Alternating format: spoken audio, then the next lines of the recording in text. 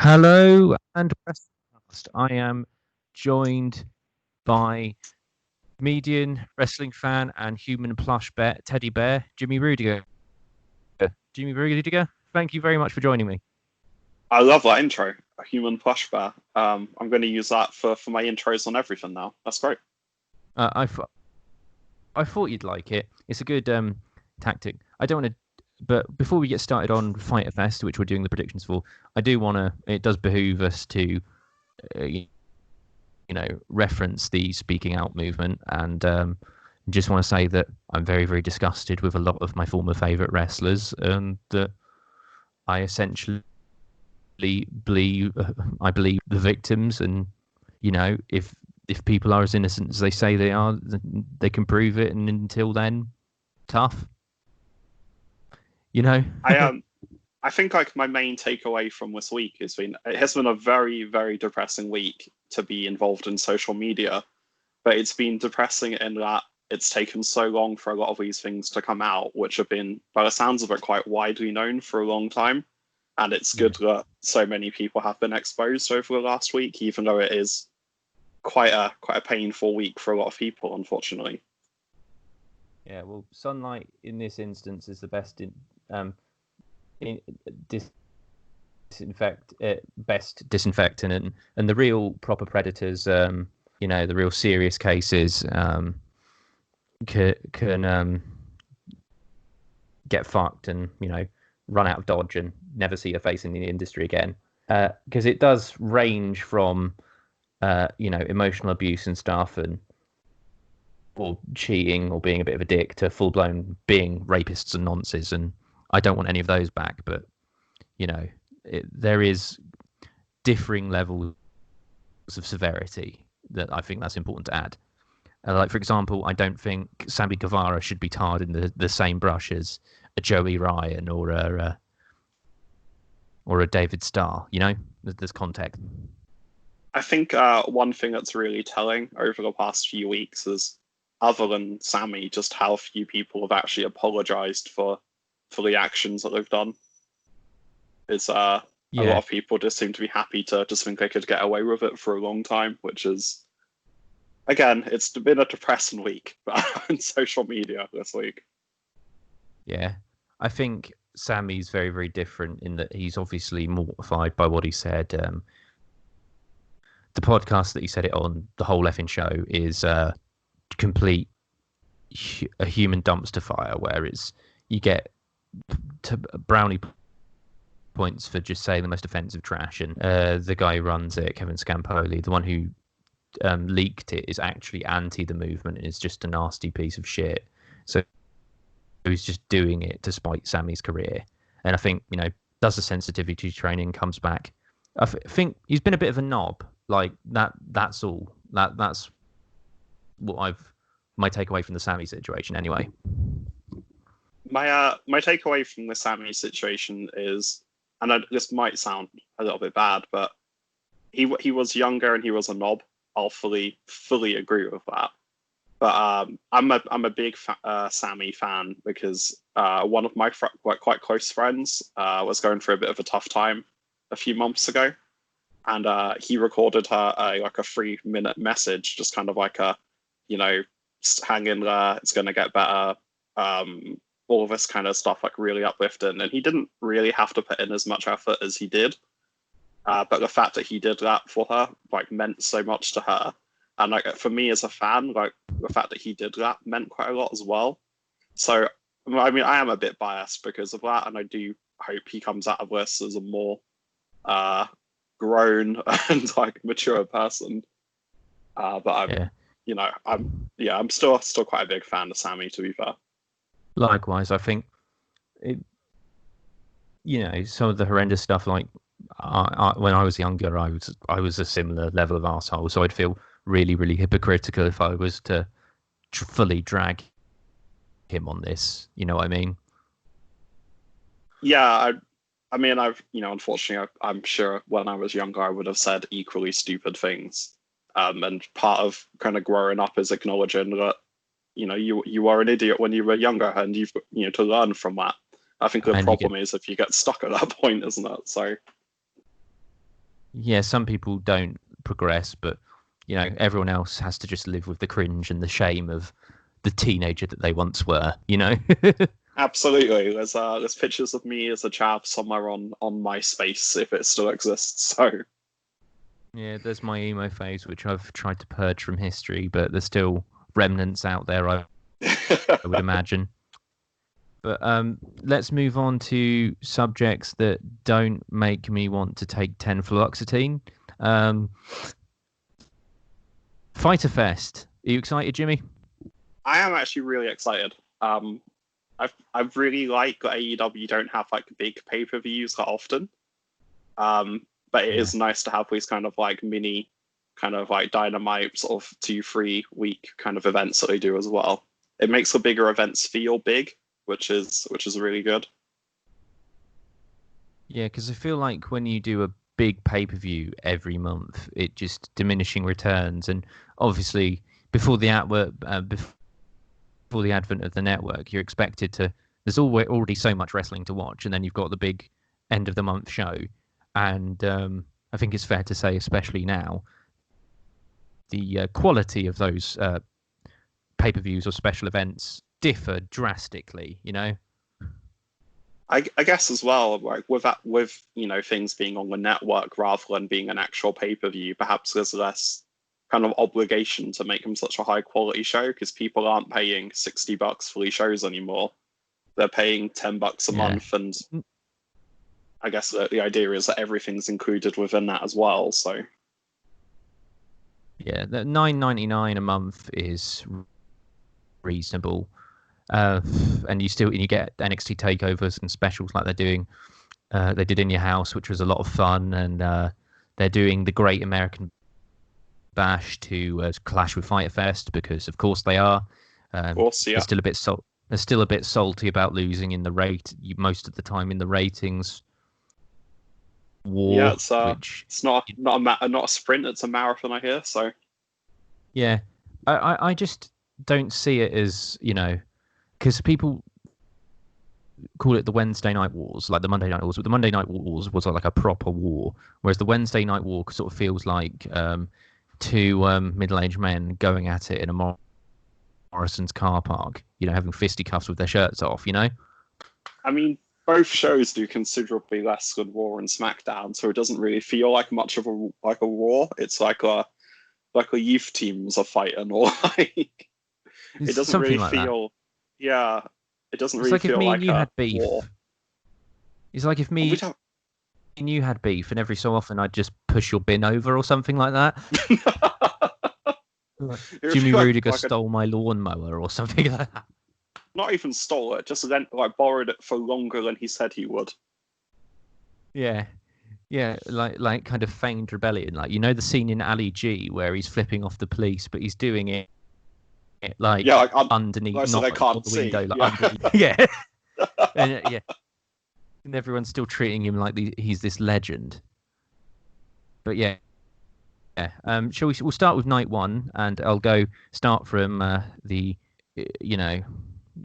bottom up, ending at the title fights. But I will add that guest on Wrestlecast and friend of the show, poet DrayZera, has added in his predictions and why he can't be here, because I don't know what I dread to think what that man does in his spare time, but we shall go through that.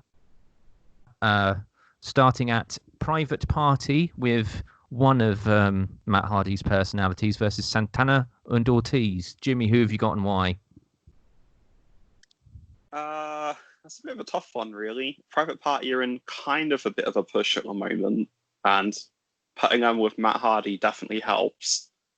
But I kind of feel that Santana Ortiz need to win a bit more.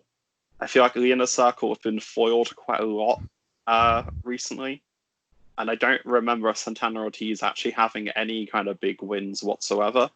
They don't seem to be anywhere near the tag team titles. So I kind of feel like it's going to be more likely to go there because there's a bit of a lack of a big heel team other than maybe the Dark Order. Yeah, and there's a lot of them that are a bit more ambiguous. Like we don't really... The Lucha Bros are sort or too popular to be proper heels. FTR are kind of tweeners, and then the Butcher and the Blade are just sort of a joke, really, to be honest. Yeah, I feel like they're kind of like a jobber team more than anything, like a Butcher and the Blade. They're going to be like the gateway tag team that people beat on their way in. Yeah, that sort of thing. But obviously, we can discuss them in more detail. But Santana and Ortiz feel like they need it more to me, especially since the Inner Circle debuted as this big, powerful kind of heel faction and have been gold since their inception. And I feel like, Hager lost to John Moxley in that empty arena match. They lost the Stadium Stampede. I feel like they need to get some shine back. But I think because of the title match against Mark Quinn, putting them with Matt, I think Private Party are going to win. Incidentally, DrayZera also agrees with Private Party to win, to push them with Hardy's kind of influence. I'd prefer it if Santana and Ortiz would win. I just feel that they've kind of given up on Santana and Ortiz. Like, they debuted them really strong. They fucked up the Bucks, and then I thought they were going to put the belt on them or do something with them, because I thought it would have made more sense to have Jericho and Santana and Ortiz have the belts, but they didn't go through with that. And I don't think they really book Santana and Ortiz really well. I refuse to call them Proud and Powerful, because that's a terrible name. I do agree. They have been booked quite poorly. I can't remember them getting any big wins, and they're kind of more of like a comedy duo than anything at this point. They're kind of always in the background of the Inner Circle segments. They're good at what they do, but I don't really take them as like a legitimate threat. I just sort of take them as okay, those guys are going to be funny, but probably lose. So yeah, I don't know. I'm going to be faithful to AEW you're going to go with Santana and Ortiz. Yeah, I'm gonna hope that AEW books them right and gets a win on this one.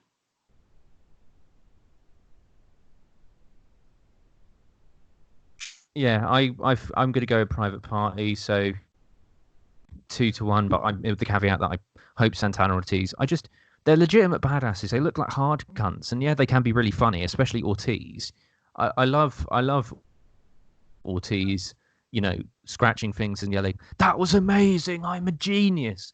But you can be comically funny and still be hard. You can be like that can enhance like the knobbishness, because you can be jokey in sort of a prick way, can't you? Yeah, definitely. Yeah, I agree. I do think I've kind of let those guys down a bit. Private Party, I think the main reason I feel like they might lose as well is because I feel like they've still got that kind of caveat of like they're new and like a little bit green. So if they lose, everyone will, like, it won't hurt them. It will just be put down to inexperience. Yeah, that could work. And then it could be the start of Matt Hardy properly taking them under his wing, and basically like a Rocky montage. So I don't think there's very much high stakes in whoever wins. I have my preference, and I think who wins, but I think it'll be fine. Whatever happens, it'll be okay, sort of thing. Yeah, it's just not a very high stakes match, is it? No, it'll be a good match though, regardless, I think. Yeah. All right, so second on this card, we've got Jurassic Express, Jungle Boy and the world's tallest furry, Luchasaurus, with Marco Stunt, versus the king of the fuck boys, MJF and Wardlow. Who have you got for this one, and why?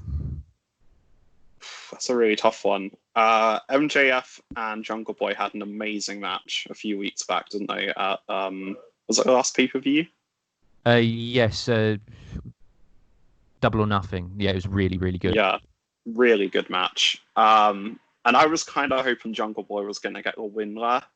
I know MJF's been undefeated, and they've built him up really well, but I kind of feel like Jungle Boy needed that win a little bit more. I feel like he might get a win here. Probably Wardlow will take the pinfall. And yeah, I'm going to go for Jungle Boy to get a pinfall, so Lucha Express on Wardlow. I can't see MJF taking his first pinfall here.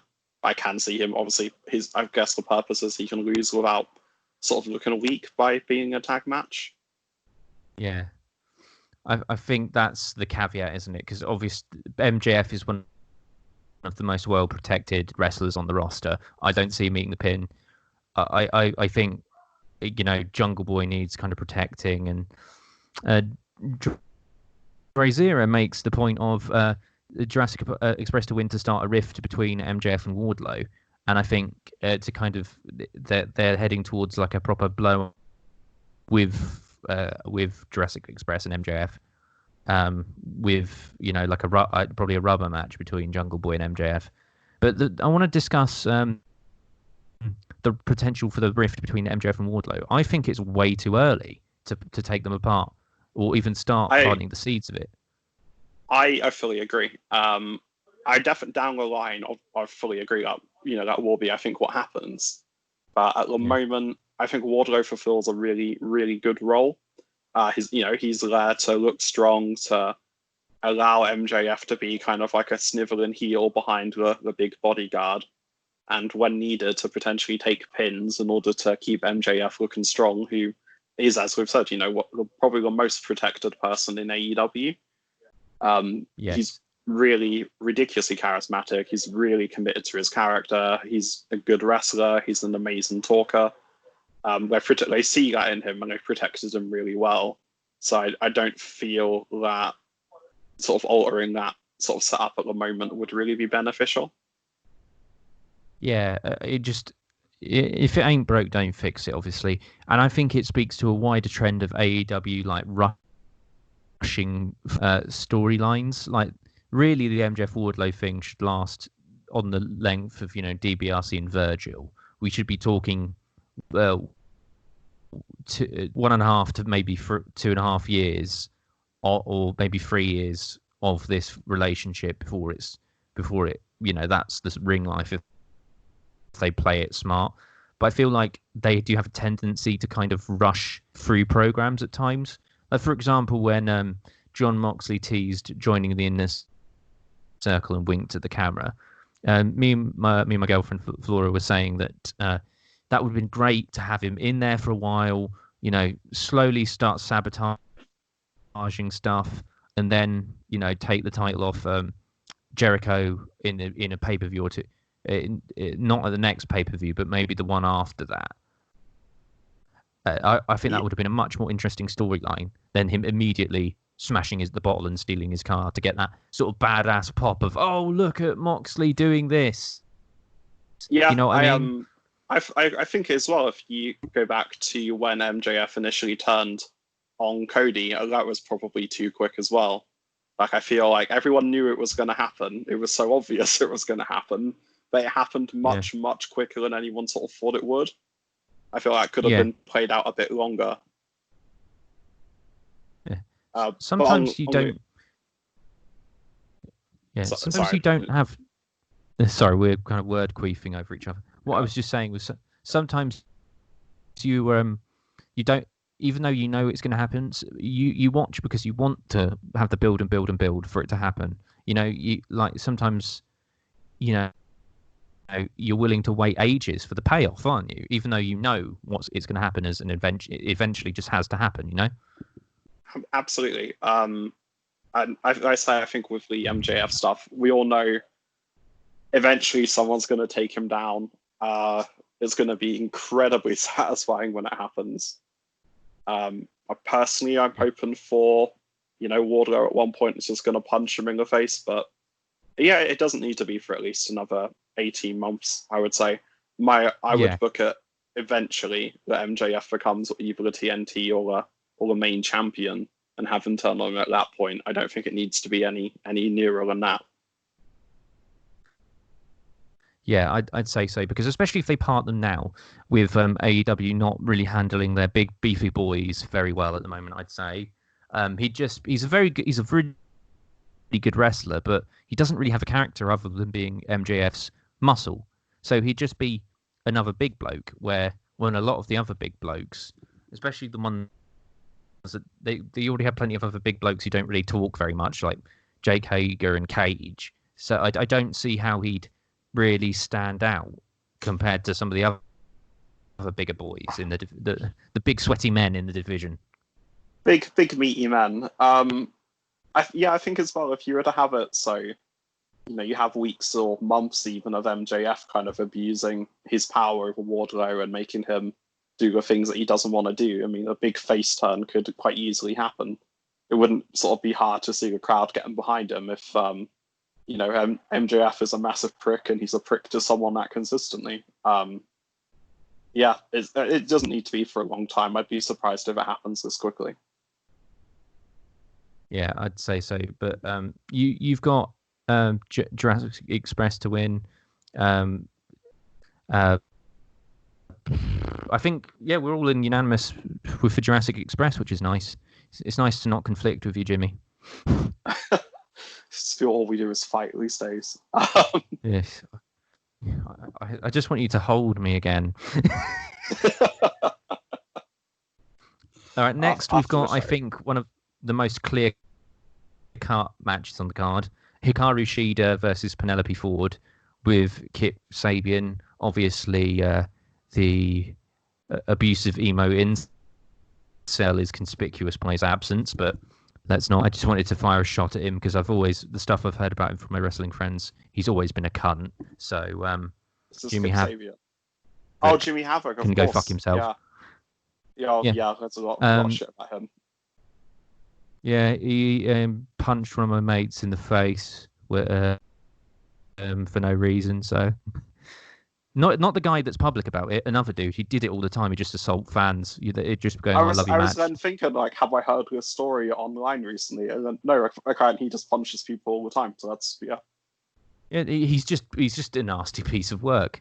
But who have you got for the Women's World Championship match? Shida or Penelope Ford? Have to go for Shida.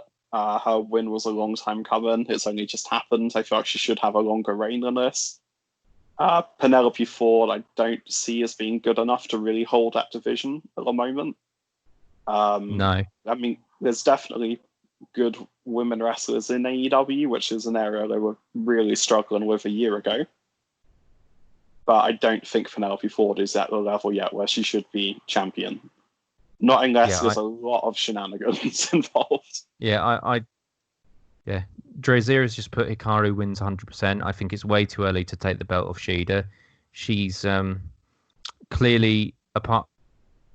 Now that they've taken it off Nyla, after that decisive win over Nyla Rose, I really enjoyed that match. It's probably been the best women's match in AEW now.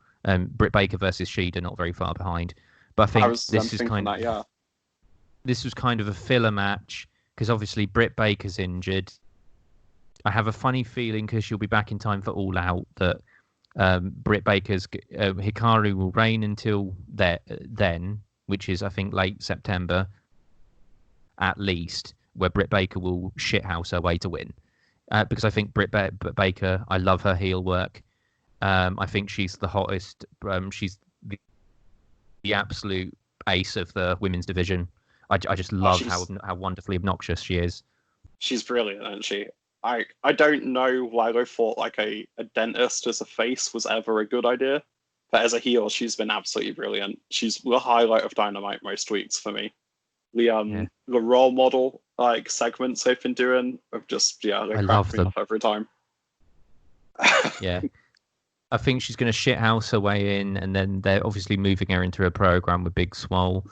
I think that'll be good. But I think Britt Baker will do like a honky tonk man, and reign for quite a while, and it will be a sort of collective or a group orgasm when someone finally beats her. I think she'll have I would say they've already kind of got a storyline kind of brewing with Britt Baker anyway, because I guess is it Rebel or Reba? She calls her Reba, but it's Rebel Sky, yeah. Yeah, her constantly abused sort of like lackey, who again may be in sort of like 6 months that she eventually turns on her, and that would be a pretty big moment, I think. Yeah. Or if they go the WWE route, the the person who will steal the title off her will be Tony Schiavone in a dress. Yes. Tina Schiavone. A bit of an aside. I just wanted to say, obviously, we're talking about big picture, but I don't want to disrespect Hikaru Shida. She is a really, really good wrestler. I'm just thinking long term, but Shida definitely deserves a long go with it. I'd like to see her.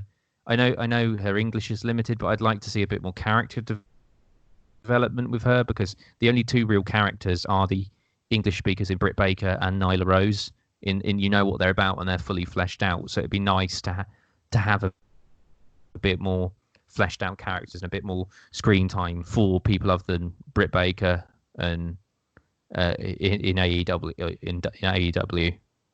Yeah, I fully agree. No disrespect at all to Shida, because she has been one of the really sort of bright points in the quarantine era, so to speak.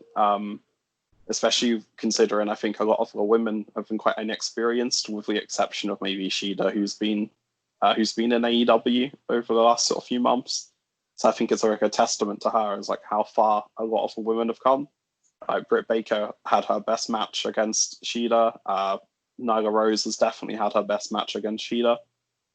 And I'm going to go out on a limb and say Penelope Ford is about to have her best match against Shida as well. So, yeah. I don't think that's too much of a controversial hot take, but I think this is one of the, especially out of the title matches, this is the most open and shut, I would say. Yeah, agreed. Next, we've got, I think, one of the more intriguing title fights, Cody Rhodes versus Jake Hager. What's your take on this one? I'm sick of Cody Rhodes. That's my main take at the moment. He's booked himself into a position where he's having these like long epic matches every single week, but I don't need that much Cody in my life. I think Jake Hager's been booked a bit weirdly. He kind of came in and hasn't really done that much. He's fallen into that kind of big meaty men category that AEW are struggling with. But Cody seems to get the big wins recently, so not sure. How about yourself? I think this is a real 50-50 one. I think they're hinting at turning Cody heel, and I much prefer Cody as a heel. I really rooted for him as a babyface, especially in the MJF angle, but he's starting to rub me up the wrong way a little bit. And I think, especially since Hager lost for the big one against Moxley, and now if he loses for the TV title one, you've got this real threat with a former WWE champion, a genuine MMM hard case, one of the like an all-American wrestler who's now, went down the card. And I think, again, going back to the Inner Circle needing a bit of steam, putting him on. I don't think anyone will win the big one from the Inner Circle for a while. I think this would be a perfect one to put that on. DrayZera also agrees. I wouldn't be surprised either way with this one, but I think, it gives the Inner Circle a bit of credibility back, and it also helps with kind of as a good catalyst for a heel. I just think I've always found Cody more bearable as a heel. He just has a face for it, especially since he got that fucking neck tattoo. Yeah, I fully agree. I think maybe it's face Cody that kind of winds me up. I don't find him that likable. So maybe that's it. Maybe it's, I need heel Cody to come back and just be a bit more of a dick. And I don't know. I mean, on the other hand, the idea of Jake Hager having weekly matches of like 15, 20 minutes is a bit of a stretch for me, though. If he is to win, I'm going to go Cody to win, only because I think that they've got him in that kind of fighting champion position that I quite like. Yeah, I get that, and the weekly things. I don't know. I can see there's obviously DrayZera's argument, and I've been making that argument, I suppose. But if I really put my head into it, I think Cody's probably going to win, and he's going to gradually get more douchey and heely. It's just weird that you're kind of trying to you're expected to root for him as this kind of babyface man of the people underdogs, but he's one of the bookers. He's one of the executives of AEW. He's got a faction that follow him around. He's got a coach in Arn Anderson who now helps him cheat. His wife is also an executive. So it's a bit of cognitive dissonance having such a blatant corporate guy being the babyface. It seems weird to me. Yeah, it's really weird how they come out of like about 6 people half of the time. It's kind of like the opposite of what you expect for the face, isn't it? It's sort of like the face comes out with this big group and the heel's like 1 or 2. So yeah, it's a bit bizarre. Yeah, I don't know. I think Cody will win, but I don't think it's the right decision. Yeah, I'll begrudgingly going with Cody for. Not to say that he's an amazing wrestler. I just think his character. He needs to freshen up in the heel, and I just think that would be better. And I think that's what they've hinted at now. I loved his work when he was the heel part of the Bullet Club during like the Civil War angle that saw them all leave for AEW. I think that was his best work, I must say. And I don't know, why is Ali now in the Nightmare family? There's been absolutely no build or explanation that she's just now Cutie's Marshall's girlfriend. Like, what the fuck is that about? I have no idea. I think even most of the wrestlers in AEW have no idea as to what's happened there. It's just really weird because it seems like the Dark Order, for example, was so cringe and awful until Brody Lee debuted, and even now I'm on the fence about them. But they were given a chance to gestate. But the Nightmare Collective, again, equally as bad, but that was just binned. And if I feel like when there's female characters aren't working well, apart with the exception of Britt Baker, which me and Flora do have a theory the heel turn was planned from the start, because her baby face, you don't want her to just be a poor man's Isaac Yankem DDS. But it just feels like their characters immediately dropped or changed with no context or explanation. You know what I mean? Yeah, I mean, isn't she dating one of the Butcher and the Blade as well? So I find it. Yeah, I thought that was quite. Yeah, the Blade she's dating. The Blade. So I thought that was quite like a public knowledge thing as well. So it's kind of weird that we're pretending that's not the case. Especially because other relationships are kind of openly acknowledged, like Cody and Brandy. No one's pretending that there's something else happening there. My only assumption is that they had a guy like QT who didn't really have a personality, and they just thought stick a girl with him, and hopefully that will work. I don't really think it's done either of them favors though. Yeah, it's just weird, especially since like from what I've seen of Impact Wrestling, which is very minimal, Dark Alley, which is basically the bunny but in Impact. It was actually pretty good, and she can work and she can wrestle. Yeah. She hasn't wrestled in like a year now. She just walked around in heels and a Playboy bunny thing, and now she's just QT Marshall's valet, which is a punishment reserved for the lowest circle of hell. Yeah, I mean, if you're a valet for a jobber, that's really saying something.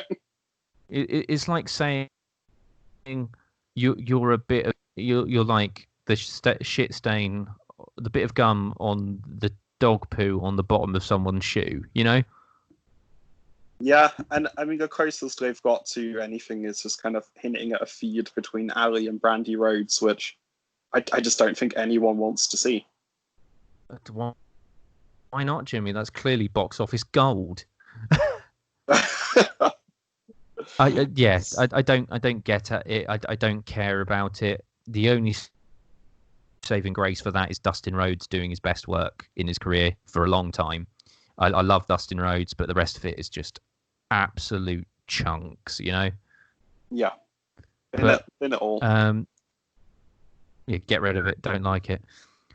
I just don't find Brandy charismatic or likable. But moving on to a match I'm quite looking forward to, the main event of night one, Omega and Hangman Page versus the Best Friends.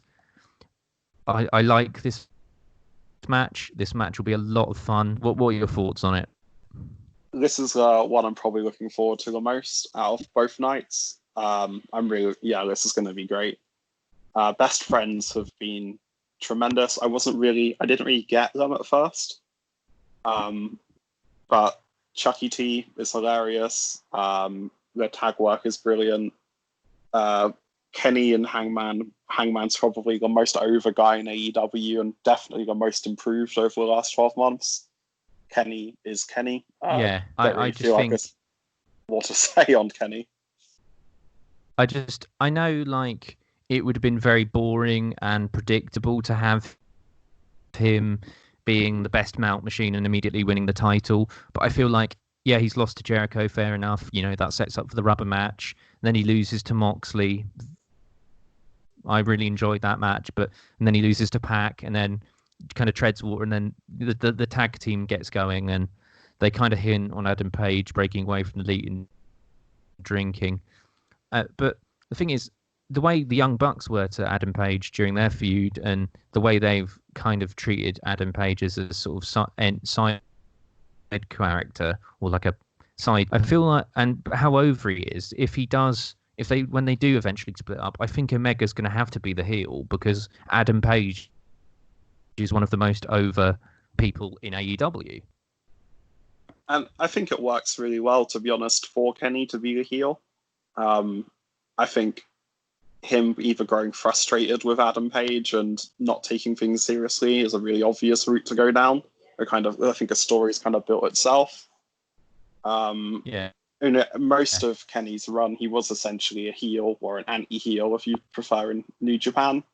He was the head of the Bullet Club, which were like the de facto heel faction, even though he was incredibly popular. But it was cool to like them, sort of thing. Yeah, it's the same way it is with, you know, a lot of the big heels who become faces almost by default.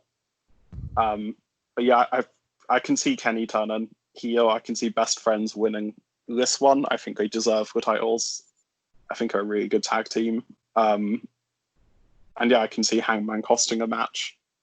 Kenny turning could be brilliant. It could go on a bit longer. There's a lot up in the air. What are your thoughts for this one? I think it'll be a really, really good match, and they might start to show the cracks at this, but I think they're going to save a proper split reaction, what we've discussed, for a proper crowd, maybe until about All Out. So I think Omega and Hangman will win, but they'll kind of ratchet up the dysfunction a little bit, and especially in leading up to All Out. And I think, obviously, we'll discuss because they're in a match later, but I think the next champions are going to be FTR because they came in, they're the hottest prospect, and I think since they've already done Omega and Hangman versus the Bucks, I think it's going to be FTR as the next champions All Out, and I think that match, when that does happen, will be really, really good. And then obviously anything a Bucks versus FTR match for the title or whenever is also just printing money. That'll be absolutely amazing, you know, salivating at the prospect. But I just think Omega and Hangman will have too much for them. DrayZera agrees. Funny enough, he feels that it will be a 5-star match. Do you think that this one could be a 5-star match? No, but only because there'll be no crowd. I think if it was with the crowds and, you know, had the emotion behind it, yeah, I think it could be. But it's taken away from every really great match, I think, over the last few months, and it can't be helped, obviously, but I don't think it's going to be really possible to have a 5-star match in the current environment. Yeah, I'd agree with you that I just think crowds and the atmosphere, like, it would have been really weird, like, to have Cena versus Punk at Money in the Bank without the absolutely intensely partisan crowd, and the same with Cena versus RVD at One Night Stand. I think crowds really, really make those moments. So, yeah, we're me and DrayZera think Omega and Hangman. Are you saying Best Friends for this one? I'm going to go Best Friends for this one. That'll be good. We're on to night 2, which is July 8th. First match is Colt Cabana and the Dark Order, Brody Lee and Stu Grayson. The Brody Lee being the incels Pied Piper versus SCU, Christopher Daniels, Frankie Kazarian, and Scorpio Sky. I think this one's fairly open. Like the other tag match on the card is fairly open and shut. But what are your thoughts on this one? I'm assuming Dark Order are going to win because they are the kind of thing at the moment. They need a win after Brody Lee lost to Moxley. I'm very confused about the inclusion of Colt Cabana in the Dark Order. It doesn't seem like a natural fit to me. Colt's like a very jokey baby face, and I've never really seen him as a heel, so I might be surprised, but I'm a bit. I think it could work. Yeah, it's really kind of out there, and I'm intrigued. It's piqued my interest because I think they hot-shotted Brody Lee to the belt, to the title shot. I think they made the right thing in keeping it on Moxley because of the Dark Order just aren't over enough as a credible top-tier threat in the same way that the Inner Circle have been. I'm intrigued by this. They need the heat back, and they're not really doing anything with SCU, to be honest. So, apart from Scorpio Sky, and I think Daniels is probably going to eat the pin, and some of the creepers are going to get involved. But Dark Order are going to win, and I think we might see a decent enough Colt Cabana heel turn, which will be surprising. But I just don't see this being a thing. And this one with DrayZera is unanimous as well. So yeah, I think there's not really a lot to be said more about this one, is there? It just seems like we've got to kind of see where it goes. It's a match designed to give Dark Order a win. I think that's all it really is, isn't it? So yeah, they need a win. That's pretty much all there is to it. I can't see the Dark Order losing. I'm just sort of intrigued about the Colt Cabana aspect. Yeah, that adds a little bit of a spice in there to keep it intriguing and palatable enough, doesn't it? Otherwise, it would just be pretty bland, you know. Because I'm not really that into SCU, to be honest. I know they can wrestle well, but I just find them boring, and I find it a bit obnoxious, you know. I'm just sort of curious as to where I've got faith in them now because they have handled the Dark Order quite well, considering where it started. But I'm just kind of curious as to where this whole thing is going because they seem to be recruiting more and more people. I think I've recruited Colt Cabana and Anna Jay, my personal favorite wrestler, after Dynamite this week, I think it was, or last week. Yeah, Abaddon squashed her, and Abaddon looks cool and terrifying, and I like Abaddon. But yeah, was escorted off by the Dark Order, so I think they really are going for like numbers now, aren't they?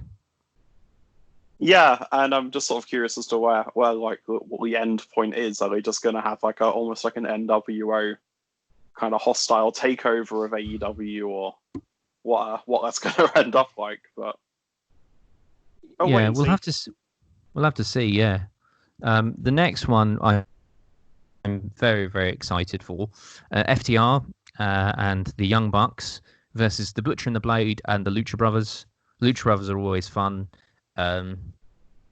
FTR and the Young Bucks, top 3 tag teams in the world. Either one of them the best tag team in the world, depending on who you ask. This one seems, especially since the Butcher and the Blade are in it, seems pretty open and shut. I'm just going to call it now. There's no way FTR and the Bucks aren't winning. DrayZera has just said to push Bucks FTR feud, 6-star match potential, and I'm just saying, Dre, I've got love for you, man, but you're being fucking ridiculous. Young Bucks and FTR will definitely be a 5-star, one of the best tag matches in years. I don't know whether he means 6-star match potential for this, because there isn't, or Young Bucks and FTR when there are crowds and that we can really enjoy it, then I'd probably agree with him. But this one's pretty obvious. We know what it's setting up for, and it'll just be, it's an 8-man tag. It involves the Lucha Brothers. It's going to be pretty fucking mental, isn't it? I mean, I could see a 6-star match if it didn't involve butchering a blade, or maybe it was a triple threat. I mean, I think that would be insane. I'm really excited to have the Lucha Brothers back. I think this must be their first match back since the quarantine started. Having Rey Fenix and Pentagon back is going to be great for AEW as a whole. Rey Fenix is insane. I have no idea how he does anything he does. But yeah, look, if anyone bets £1,000 on this match, you're going to get like £1,000 and a penny back, essentially. If you bet on FTR and Young Bucks. It's fairly blatant. It's just there because it's going to be a fun mental match. I'm glad Pentagon Jr. is finally back. It's a shame that Pac can't get into the country, because I was really really excited for where the Death Triangle stable would take them. I thought that was a really good fit. You know, Pac being really, really good at flippy shit and being, you know, a bastard with Pentagon and Phoenix. I thought that was awesome.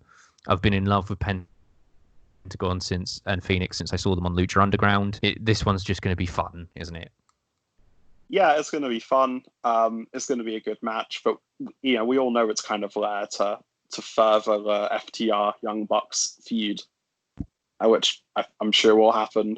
One of them will get the pin and the other one will be annoyed, and yeah, it'll be a good match. Yeah.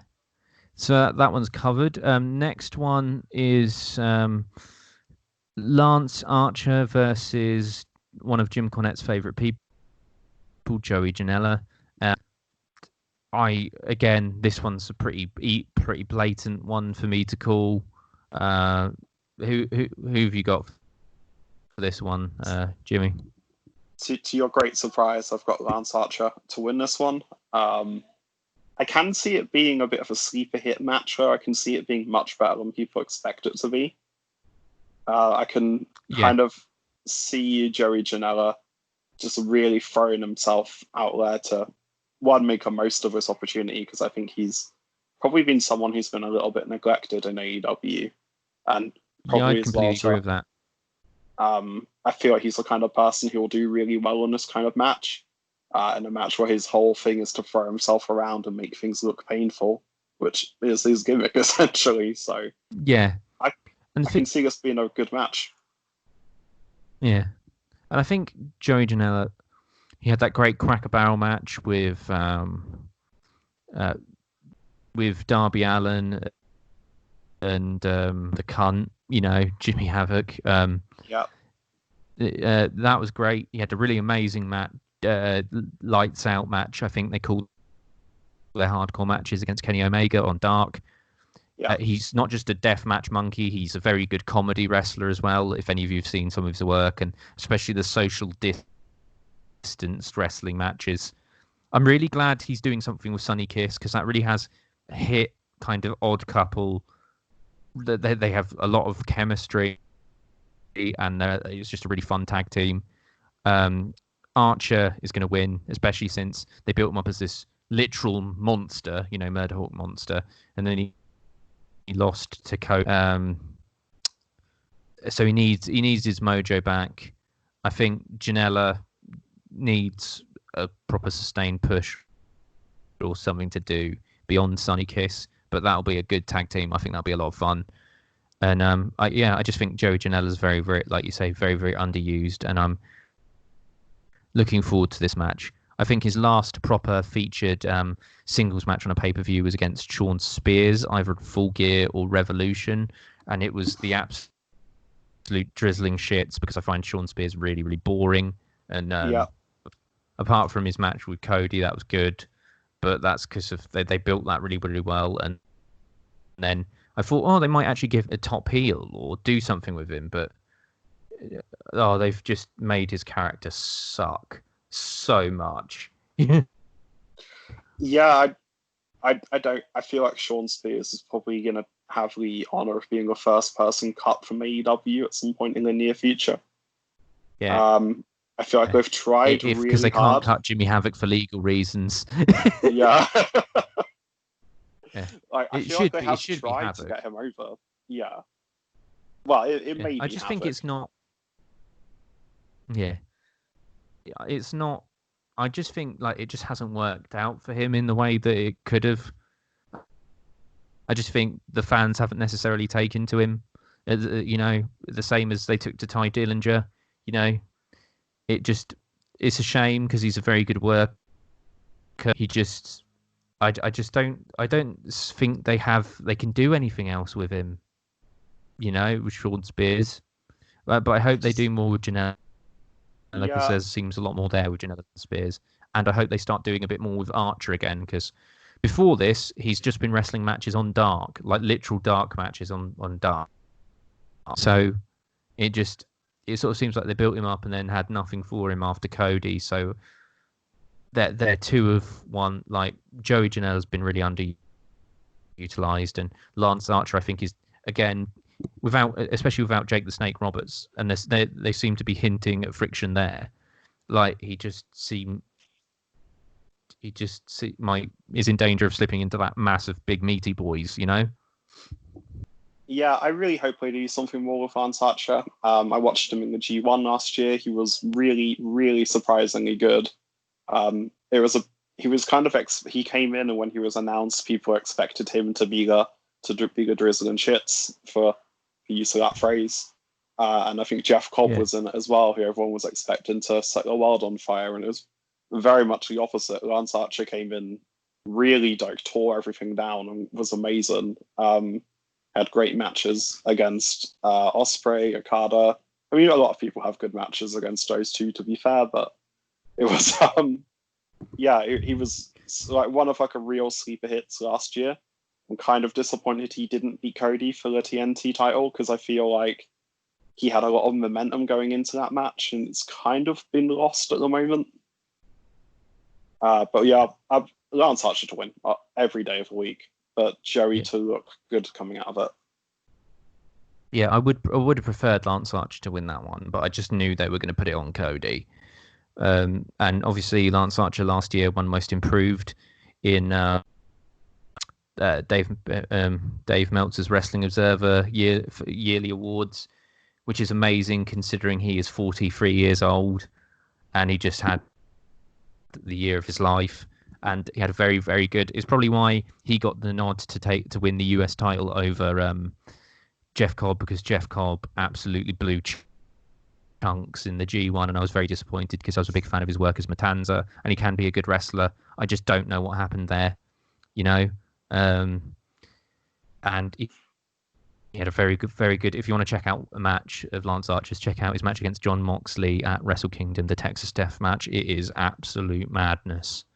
I do wonder if Jeff Cobb, just as a quick sort of aside, has a bit of the same issue that Ty Dillinger has, in that they are both good wrestlers, but there's not much kind of going on beyond that.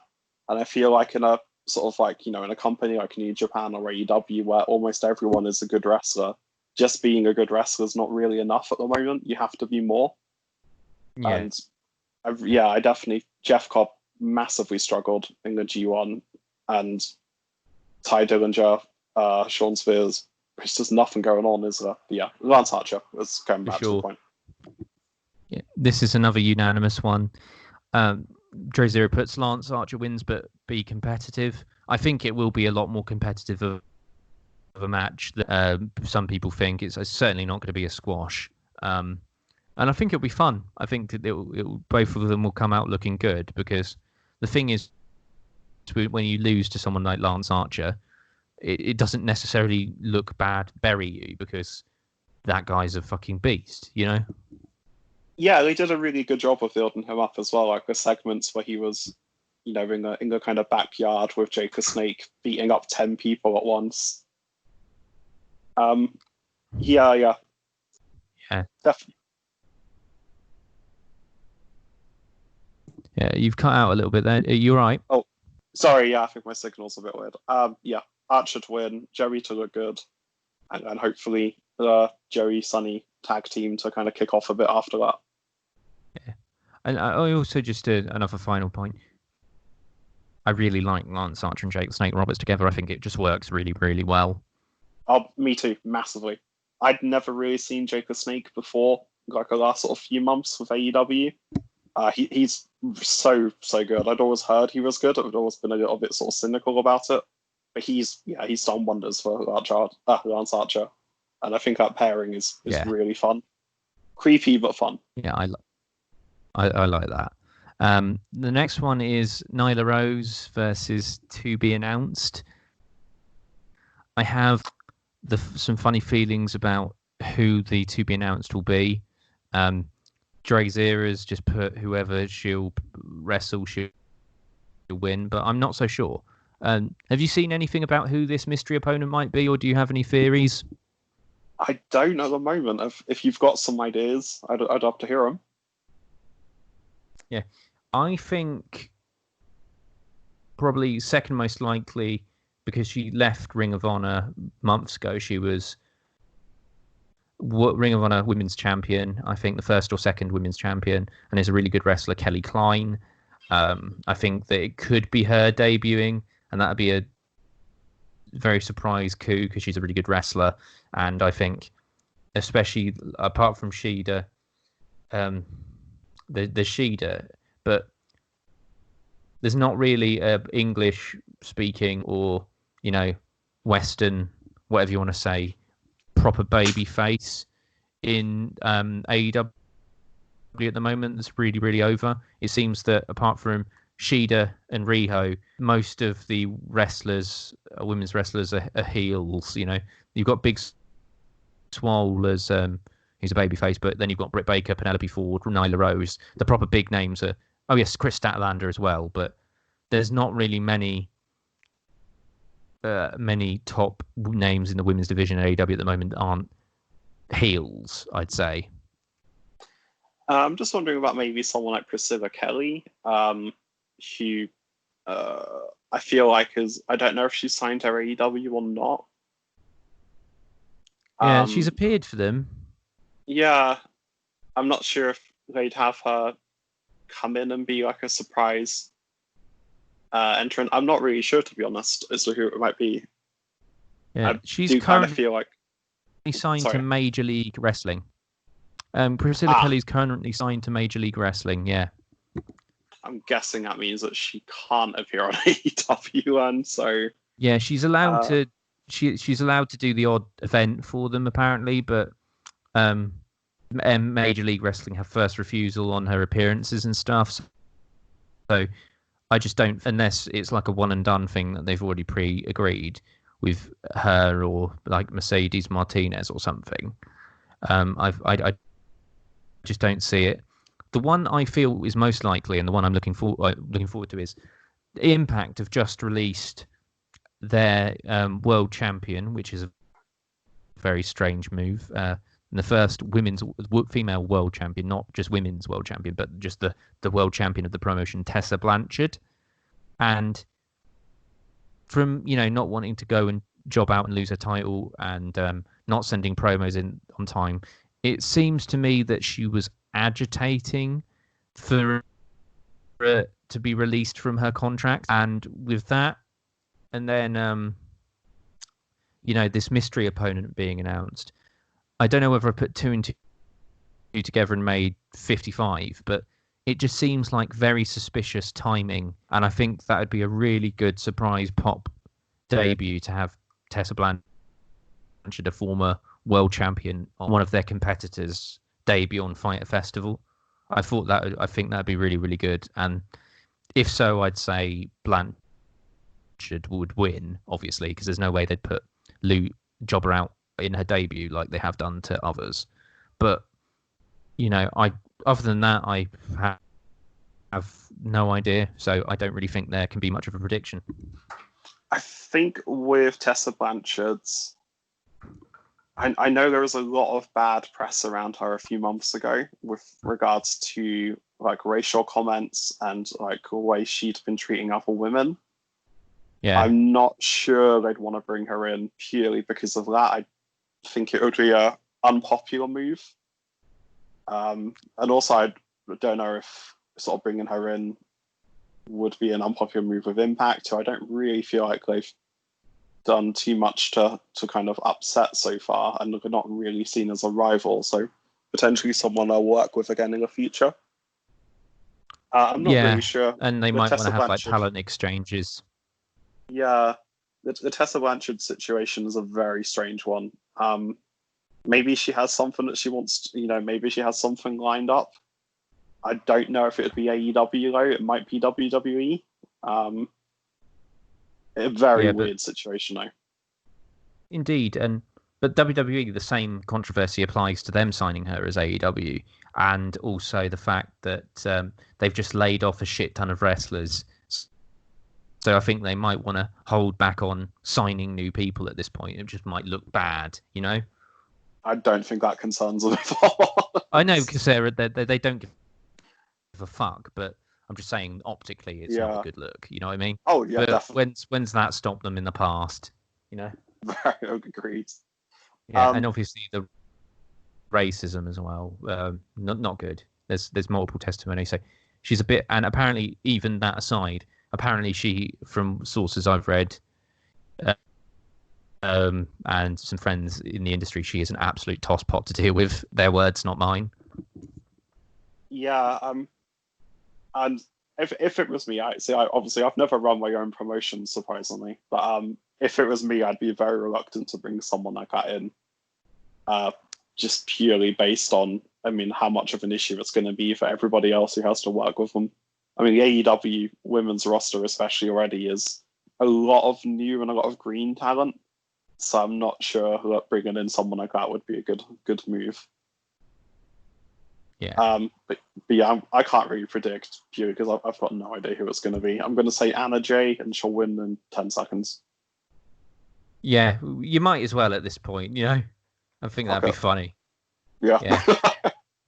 Or Santina Morella. I'm just going Santina Morella for the victory. Oh, I wish. I loved Santino. Absolute wrestling icon. So yeah, we've got not much out of that, but next we've got one of my favourite matches of the fest. Chris Jericho versus Orange Cassidy. I love this one. I love this one so much. My favourite wrestling tag title match. This is going to be hilarious. I'm going to love it. I love how they beat him up with blood oranges. It's brilliant. And then how he goes crazy when people fuck with his shades. It's excellent. Who have you got to win this one? My head says Jericho, but the thing is, Jericho is one of the best of all times. There's no way that him losing a match gets him any less over, because it's Chris Jericho, for fuck's sake. He's an institution in wrestling. And my heart says Orange Cassidy, but I can sort of see the thing. It's like, look, it's not going to harm Jericho. It's going to put Orange Cassidy through the moon. He's one of the most over people in AEW. I really want an Orange Cassidy win. So I'm, for that basis, and on the basis it won't do Jericho any harm, Orange Cassidy for me. What about you? Exactly the same. I think it won't hurt Jericho. In fact, if anything, the Jericho tantrum we'll get after he loses will be just as good as anything. The idea of Jericho losing to a guy who can't be bothered, the tantrum he's going to have will just put him more over as well. I think Orange Cassidy, he's probably Orange Cassidy's surprising, along with Hangman, is one of the big success stories in AEW. He came in as basically an unknown. He's crazy over now. He's a massive merchandise seller. He hasn't. When really I have money, had a I'm buying that shirt. Though. Yeah, it's a great shirt. But he hasn't yet had a big win, has he? Or even any kind of notable wins. He's had some victories on Dark, which I feel almost. He's had a victory on Dynamite. He needs a big marquee win, doesn't he? Whereas Jericho doesn't. He's already the first AEW champion. He's been a double champ at WWE. He's been an Intercontinental champ at New Japan. It's Chris Jericho, for fuck's sake. I think I want the Orange Cassidy win so much, And I feel like as well, they have a really, really strong potential to turn Orange Cassidy into almost like a kind of Toru Yano. He could be anyone on the day if he can be bothered sort of situation. Yeah, and that'd be perfect for him, like a proper spoiler. Yeah, he doesn't need to be a I world think champion I'd say Orange ever, Cassidy's a but better wrestler than Yano, though. But Yano is really funny. yeah, 100%. He's almost definitely a better wrestler. But it doesn't. It's one of those people who are like, I don't think Orange Cassidy should ever be a world champion, but he can be that kind of perpetual spoiler, just ruining someone's day, playing it for laughs kind of thing. And I think it would be a really good role for him. Yeah. He does have to have some victories in order to do that. Yeah, I'd say so. And I think that's the perfect role for him. I'd love to see him versus Yano. Next year, Orange Cassidy in the G1 or Best of the Super Juniors. I would love that. I think I'm right with you. He should never be world champion, especially in a fledgling promotion. I think he definitely could be in like a Freebird rule tag team with the Best Friends and occasionally defend that. Yeah. And I'd say that he even could potentially, in a few months' time, be a TV champion, because I think that'd be great. But you just can't have the comedy wrestler be your top guy. No, I could see him in. I just think it ruins it. And it's... Yeah, was it Mikey Whipwreck in the old ECW? Yes. Who ended up winning like a TV title, and he never meant to win. He just kept accidentally winning. And I feel like Orange Cassidy could be something like that with like a TV title, just kind of fluking his way into defenses. But yeah, he'd never be a world champ. Gold. But there's a lot you can do with him, and I think a win over Jericho would be a big step for him. Yeah, especially since I think there's more likely to be other Inner Circle wins on the card. I hope Inner Circle members don't lose everyone, but I want Orange Cassidy to win. I wouldn't be too surprised or bothered if Hager or Santana or Ortiz win their matches, especially Santana or Ortiz. But Orange Cassidy is hoping for. I think for me as well, that's kind of influenced my decision to have Hager and perhaps like Santana or Ortiz win their matches, because I think they're more likely to win and Jericho will lose. And he'll be a proper dick about it. Oh, massively. It'll be great. It'll be pure Jericho. It'll be amazing. Yeah, I can't wait. Now we are on to the main event. With the caveat, I will add Jon Moxley versus Brian Cage is still booked to happen, but obviously Renee Young has confirmed she has coronavirus. Him being married to Jon Moxley, I don't see how they can do it safely, especially because you're meant to self-isolate for 2 weeks. He missed last Dynamite, and it only broke on the Wednesday or the Thursday. Obviously, it is 2 weeks away, July the 8th, there or thereabouts, but still that's not particularly safe. So I don't know whether it will happen. I think they're recording this coming week, both nights, so I don't think it'll give him time. Yeah. So they're doing the recording for Fyter Fest, I think, Wednesday, Thursday this coming week. So whether or not it'll happen is pretty up in the air.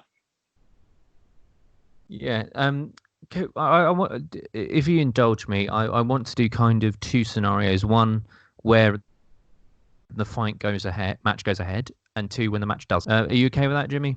Yeah, absolutely. Yeah. But if it goes ahead, DrayZera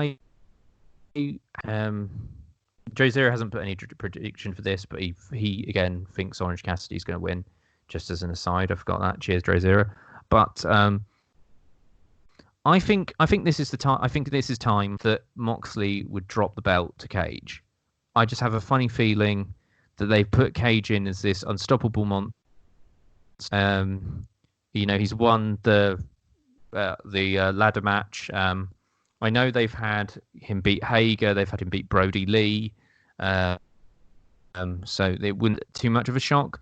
But I think Cage he's different. It just seems that he's got Taz. He seems to have might have Moxley's number, and I think they need to have their big belt on someone who's never had any affiliation with WWE to really differentiate themselves. But what are your thoughts? I very much agree with that point. I think one of the big weaknesses they have, because they don't want to be seen as a promotion of ex-WWE guys, like sort of the trap TNA fell into.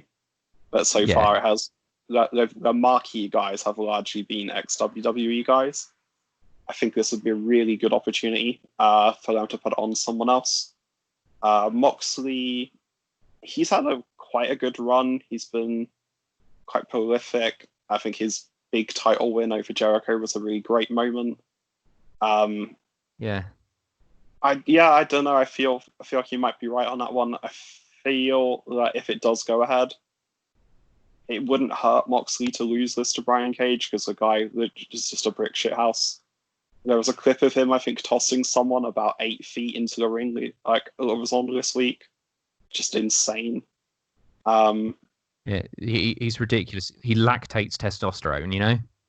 Yeah, I honestly feel like he might impregnate me just by me watching him on TV sometimes. He's that manly. It's insane to me. One of my favourite things is similar to the Ali QT Marshall storyline. They had a storyline in Lucha Underground, I don't know, where Melissa Santos, the ring announcer, I think the best ring announcer in the business, I'd say, currently, she had this relationship angle with Phoenix, and they just had absolutely no chemistry. And she was going out with Cage at the time, and it was brilliant when they were wrestling.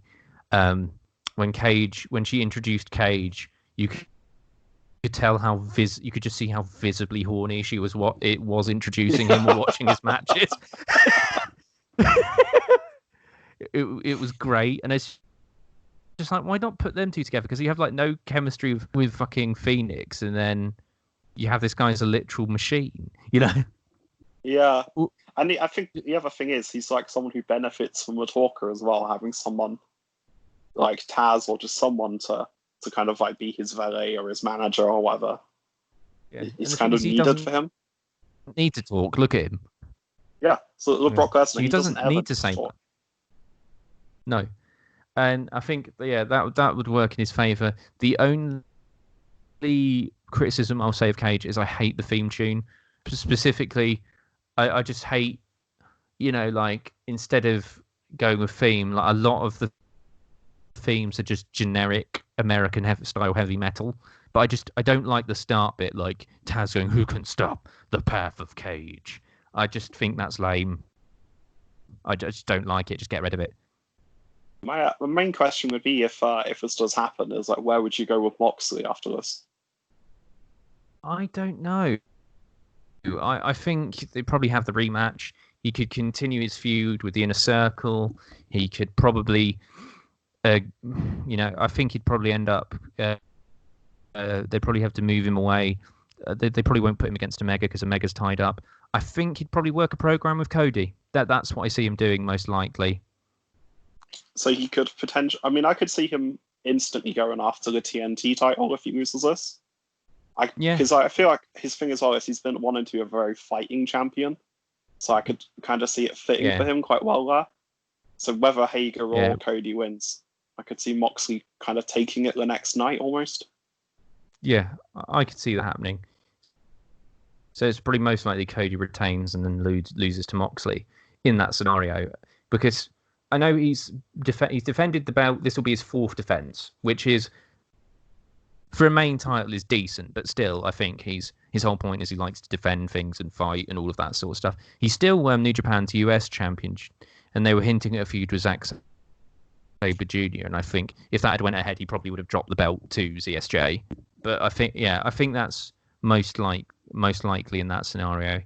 But in the second scenario where Moxley can't compete, and say they're most likely probably because I don't think they can have this event without having a championship match. I think they might have to strip Moxley, which could probably work well into his character, because he's like, "Oh, I never lost the title. I'm this rebel, badass, all of this kind of stuff." Have him go on a tear to try and reclaim it, maybe claim it, maybe doesn't. So do you think they'll take the title off him, or if he can't compete, or? I don't feel like we would, because I think it's such a temporary thing. I think that if he can't compete, it will be for a very short amount of time, like a couple of weeks. It won't be like a long term, where like he's stuck in America. I'm surprised New Japan haven't stripped him of the US title, but on the flip side, I think they just don't really care about the US. Typhoon, didn't they? Yeah, but he hasn't competed in New Japan for about 6 months or since Wrestle Kingdom in January. So, and don't they have that rule that you have to defend? Yeah, and that's their rule, isn't it? You defend every 6 months, at least once every 4 to 6 months. Yeah, but I just don't think they care about the US title. It was a belt basically designed for Kenny, who left. Yeah, and that was pretty much it. Yeah, I think that now that they're kind of stuck with it, and they're only really bothered about it when they tour America. And if they're not doing a US tour, they don't give a fuck, do they? No, not about the US belt.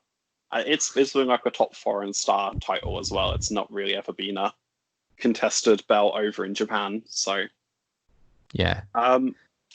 If they don't go ahead, I don't think I'll strip the belt off Moxley because it is a temporary thing. Whether they'll just do the match as soon as possible on Dynamite instead, perhaps. But I don't really know what they'll do if they can't go ahead with it.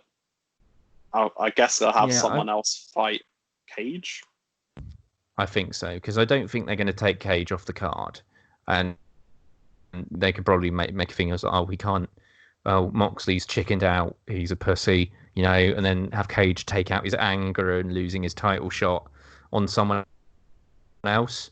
Like, I think they'll probably put him against, because they've just signed Ricky Starks, or most of the people are tied up on the card, so I can see him against Ricky Starks or Dustin Rhodes. I think that might be decent because he's not booked. Or most likely because of the history they have, I think they might have contingency plans to have Darby Allin come and wrestle him because of, the history with the promos with Taz and then Brian Cage coming on the scene and fucking him up and all of that. Yeah, I mean... And the very obviously kayfabe injury. Yeah, I was kind of thinking that Darby might interfere in the match anyway. Or he'll be the first in line for a title shot win if Cage does win. So maybe I'll have to hotshot the Darby-Brian Cage match, which I don't know. I don't really want to see Darby take another prolific loss, but I can't imagine him winning it. Yeah, not yet. I can't really... I'm not really sure what will happen if we don't go ahead of it. If they do go ahead of it, I'd like to see Cage win. And if we don't, he needs to basically kill someone to make up for that. Because it'll just be like a lack of a main event, really. Yeah, put him against Marco Stunt and just have him do that spot. In Avengers where the Hulk grabs Loki's legs and just smashes him on the floor. Just have that in the pay-per-view. I think that'd be fun. Yeah. Just have him attack Tony Schiavone. Just the ultimate heel move. Yeah, I think that'd be great. I think that if they lose the title match, they'll probably move Jericho versus Orange Cassidy to be the main event because that's the big kahuna. Other than the title match on day 2, that is the big kahuna, isn't it? If Orange Cassidy's going to win, then definitely, because I think it'll be that kind of, send everyone home happy kind of thing. Because if you're not going to have a title change, then I guess the best thing to do is to have a big face victory at the end so everyone's sort of happy that they tuned in. Exactly. And I think that's probably the standout match on the card for night 2, I'd say. You've got the 8-man tag, but that's the way it is. But 2 weeks of pretty solid matches, so we'll have to see. The New Japan Cup is pretty much going how we both envisioned it. Toriano versus Hiromu Takahashi was absolutely hilarious. If anyone hasn't seen that, check that out. That was exactly the match I feel like the world needed after the sort of last few weeks. So yeah, no spoilers, but it made me laugh out loud for sort of 10 minutes. It was great. It's the best comedy match I've seen in years. And I think the only thing that could eclipse that is Yano versus Cassidy. or Cassidy versus Suzuki, if that happens. That's my dream match. I never knew I needed was Cassidy versus Suzuki, so It will happen one day. But that's our event. Jimmy, thank you for coming on again. Is there anything you want to say or plug before we go off air? Absolutely. If you want to see me review bad movies, you can follow me on YouTube at Rudiger Jimmy, which is a lot of fun. But thanks a lot for having me again. Yeah, I would recommend those. I have seen all of them: the Spider-Man, the Titanic, Snowpiercer, and the Spider-Man one being my favourite, personally. But you should check those out. As always, stay safe, especially if you're near any British wrestlers. Stay home, stay inside. Probably still not appropriate to go to the pub, is it? You know, if you apply any sort of common sense to the situation. But I've been Aaron Hood, and I've been joined by Jimmy Rudiger. Thank you very much.